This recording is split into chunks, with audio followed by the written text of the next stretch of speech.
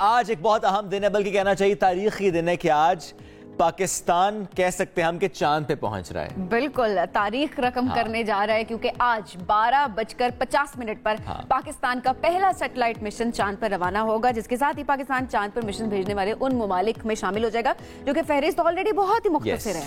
اور last year اس site پر یعنی چاند کی اس سائٹ پر انڈیا کا مشن پہنچا تھا. اور آج ہم جب بات کریں پاکستان کے اس مشن کی تو پاکستان اور چائنا کے تعاون سے ہو رہا ہے.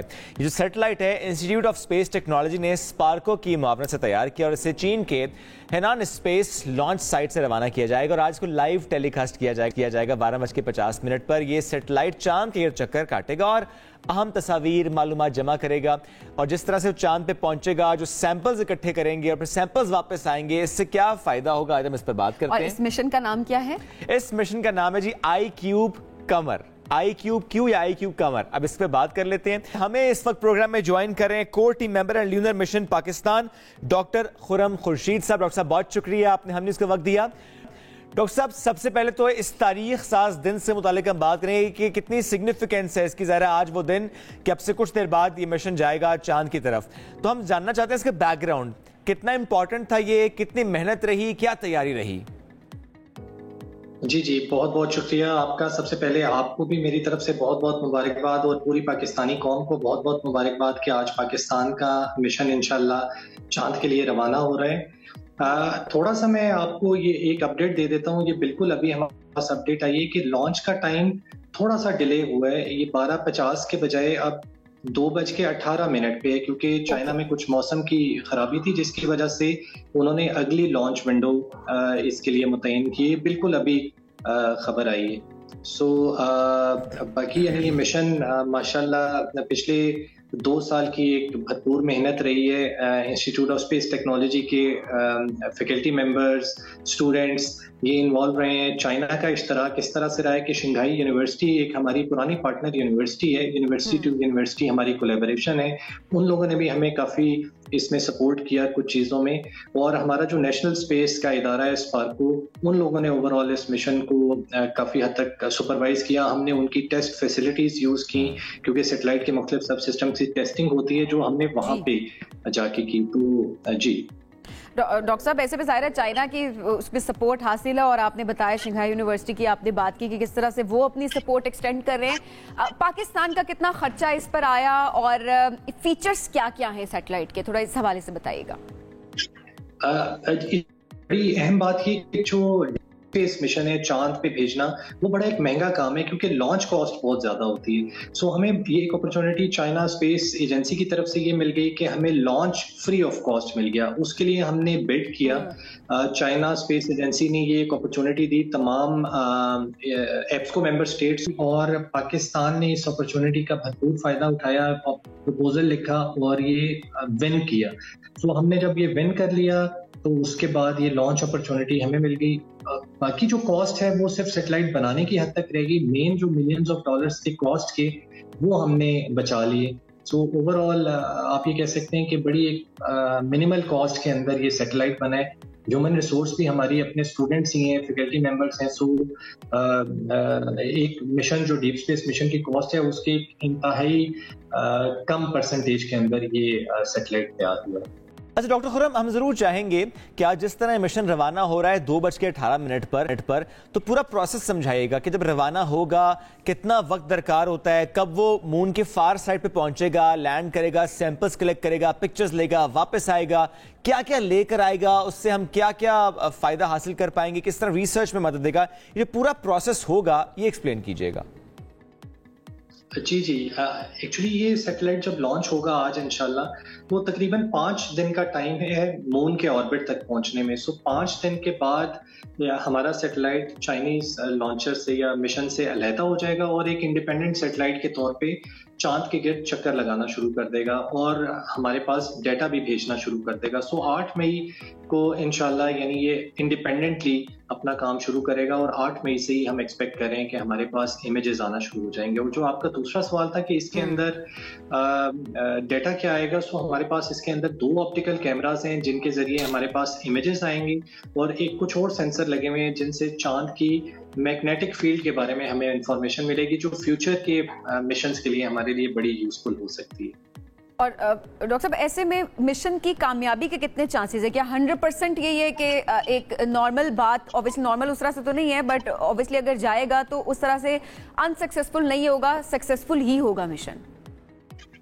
जी इंशाल्लाह। ये एक्चुअली क्योंकि एक रिगरस इसके पीछे टेस्टिंग होती है, रिगरस टेस्टिंग के बाद सैटेलाइट इंटीग्रेट होता है। चाइनीज मिशन जो हैं उनके अपने टेस्टिंग के स्टैंडर्ड्स हैं, सो हमारी सैटेलाइट उन स्टैंडर्ड्स पे पूरी उतरने के बाद इंटीग्रेट हुई है। सो इसका मतलब है कि तमाम क्वालिफिकेशन टेस्ट पास किए और रिस्क फैक्टर बड़ा कम रह गया। और जहां तक चाइनीज मिशन की अपनी बात करें, क्योंकि लॉन्च उनका है, सो चाइनीज मिशन भी हिस्टोरिकली बड़े सक्सेसफुल रहे हैं और उनमें फेलियर ना होने के बराबर है। सो हम उम्मीद यही करते हैं कि हमारा मिशन भी सक्सेसफुली चांद तक पहुंच जाएगा और वहां से इंडिपेंडेंटली जब काम शुरू करेगा तो इंशाल्लाह सक्सेसफुली डेटा। इंशाल्लाह। ये तो हम अपने सैटेलाइट की बात कर रहे हैं सर, लेकिन अगर हम पूरे मिशन को देखें, क्योंकि ज़रा हमारा सैटेलाइट तो एक पार्ट है, एक कंपोनेंट है, लेकिन इस पूरे मिशन में अगर हम देखें उसके पूरे फायदों की हम बात करें, वो एक्सप्लेन कीजिएगा। क्या सैंपल लेकर भी कुछ वहां से आएंगे या जब इस मिशन की हम बात कर रहे हैं तो? क्योंकि चाइना का अपना मिशन है, उसके साथ हमारा इटली का, फ्रांस का भी मिशन जा रहा है। तो चाइना का जो अपना बड़ा मिशन है, काम यही है कि उसके 2 पार्ट्स हैं, एक लैंडर जिसने जिसने लैंड होना है मून के सरफेस पे, और एक ऑर्बिटर जिसने मून को ऑर्बिट करना है। तो लैंडर ने लैंड होने के बाद सॉइल सैंपल्स और रॉक सैंपल्स कलेक्ट भी करने हैं और उसने वो सैंपल्स लेके भी वापस आने हैं। सो ओवरऑल मिशन में यानी ये लैंड होना, वहां से सैंपल्स कलेक्ट करना भी शामिल है। सो काफी यानी इसमें क्रिटिकल चीजें हैं, लैंड सक्सेसफुली हो जाए, सैंपल्स कलेक्ट करें, रिटर्न हो। लेकिन जो चाइनीज की हिस्ट्री रही है, सो हमें उम्मीद यही है कि ओवरऑल भी ये वाला मिशन इंशाल्लाह सक्सेसफुल रहे। अच्छा, और इसमें चूंकि हम बात कर रहे हैं ना कि फार साइड ऑफ द मून जाना है, तो मैं जरूर समझना भी चाहूंगा, नाज़रीन के लिए भी आप बताइएगा कि पहले कितनी बार ऐसे हुआ, चूंकि लास्ट ईयर अगस्त में गालिबन इंडिया का मिशन गया था फार साइड ऑफ द मून, थोड़ा सा बताइएगा ये कितना इंपॉर्टेंट है उस साइड पर भेजना और सैंपल्स वहां से आना, चूंकि आप जिस तरह खुद बता भी रहे हैं कि एक जरा ऑर्बिटल होगा और एक जो लैंड करेगा वहां से सैंपल्स कलेक्ट करके वापस आएगा, वहां की सोइल, वहां के जो भी रॉक्स एंड समथिंग, जिससे हम फिर आगे रिसर्च में ज़रा चाइना देखेगा, लेकिन चूंकि बहुत से मुल्कों की कोलैबोरेशन भी है तो एक दूसरे से हम सीख सकेंगे, समझ सकेंगे। तो थोड़ा सा इसकी माजी में जो कोशिशें हुई हैं उसको मद्देनजर रखते हुए बताइएगा कि ये कितना इंपॉर्टेंट है, कितना सिग्निफिकेंट है पूरी दुनिया के लिए कि ये मिशन जा रहा है। पूरी दुनिया के लिए भी बिल्कुल ये बड़ी एक सिग्निफिकेंस है इसकी, क्योंकि अब मून एक इस तरह का बॉडी है जहाँ पे बहुत सारी हमारे पास रिसोर्सेज अवेलेबल है। सो बहुत सारे मुल्कों की कोशिश है कि वो चांद के ऊपर जाएं और वहां से सैंपल्स लेके आएं ताकि पता चलाया जा सके कि यहाँ पे किस तरह के रिसोर्सेज हैं जो जमीन के लिए भी फायदेमंद हो सकते हैं। सो फार साइड के ऊपर मिशंस अभी बहुत कम गए हुए हैं। सो फार साइड पे जाने का ये फायदा है कि वहां से भी कुछ सैंपल्स जब आएंगे तो हमें पता चल सकेगा कि क्या पूरे मून का सरफेस एक ही तरह का है या वहां पे कुछ और तरह के रिसोर्सेज हैं, नियर साइड पे कुछ और तरह के रिसोर्सेज हैं। सो ओवरऑल एक सरफेस के बारे में इंफॉर्मेशन और वहां पे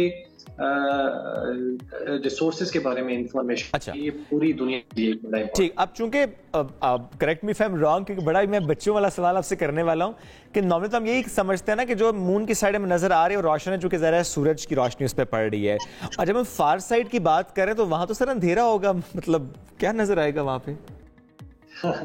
जी एक्चुअली चांद भी एक तो जमीन के गिर्द चक्कर लगा रहा है और दूसरा चांद की अपनी भी एक अपने ऑर्बिट के गिर्द भी रोटेशन है। Okay. चांद ये जो यानी सरफेस रोशन है या हमारी तरफ है या सूरज की तरफ है, ऐसा नहीं है, मतलब वो ऑफ कोर्स यानी रोटेट होता रहता है। Okay. सो ये फार साइड से ये मुराद यानी वो डिफरेंट पोल्स हैं, साउथ पोल। सो एक्सेस के हिसाब से हम ये कहते हैं कि वहां पे हमारे मिशंस कम गए हैं। सो ये मिशन जो फार साइड पे जा रहा है उस पोल पे, ये एक इम्पोर्टेंट यानी एस्पेक्ट है। सर, अब जरा इस मिशन के नाम को थोड़ा सा एलैबोरेट कीजिएगा। iCube कमर जो इसका नाम रखा गया है, इसको डिजाइन किस तरह से किया गया है, क्या सोच के, थोड़ा इसकी सिग्निफिकेंस बताइएगा। iCube institute of space technology actually Pakistan की एक टॉप रैंक यूनिवर्सिटी है। iCube हमारा کیوب سیٹ پروگرام ہے یا سیٹلائٹ پروگرام ہے. IST نے پہلی اپنی سیٹلائٹ 2013 میں لانچ بھی کی تھی وایا رشیا. سو جو کیو ہے اٹ اسٹینڈس فار قمر.